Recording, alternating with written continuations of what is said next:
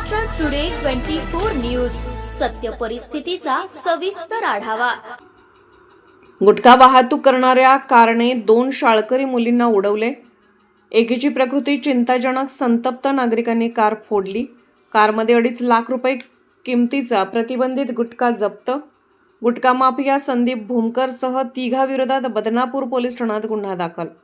श्री क्षेत्र राजूर येथून छत्रपती संभाजीनगरकडे प्रतिबंधित गुटखा घेऊन सुसाट वेगाने जाणाऱ्या कारने डोंगरगाव फाटा येथे 2 शाळकरी मुलींना उडवले, ज्यामध्ये एका मुलीची प्रकृती गंभीर असल्याने तिला संभाजीनगर येथील रुग्णालयात हलवले, तर दुसरीला गावातीलच रुग्णालयात दाखल केले।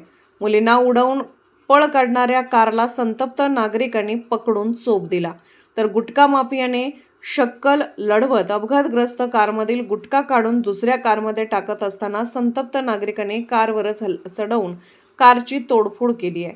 दरम्यान घटनास्थळी पोहोचलेल्या बदनापूर पोलिसांनी कारसह 12.5 लाख रुपयांचा प्रतिबंधित गुटखा जप्त करत गुटखा माफिया संदीप भूमकरसह तिघांवर गुन्हा दाखल केलाय। श्री क्षेत्र राजूर येथून गुटखा घेऊन फुलंब्री मार्गे संभाजीनगरकडे भरधाव वेगाने जाणाऱ्या कार क्रमांक MH16 AT 8833 ने डोंगरगाव फाटा येथे दिव्या राजू सिंग चंदवाडे आणि काजल चंदवाडे या 2 शाळकरी मुलींना उडवले। त्यात दिव्या गंभीर जखमी झाल्याने ती संभाजीनगर येथे हलवण्यात आले।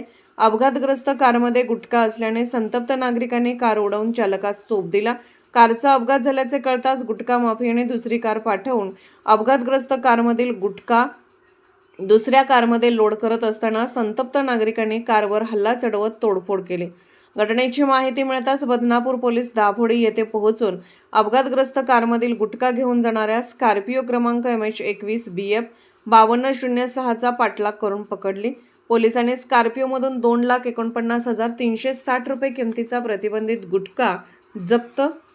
गुटखा माफिया संदीप दत्ता भूमकर राहणार राजूर, रमेश गावंडे राहणार छत्रपती संभाजीनगर आणि रवी प्रभाकर फुके राहणार उंबरखेड तालुका भोकरदन या तिघांवर गुन्हा दाखल करून एका आरोपीस अटक केली आहे।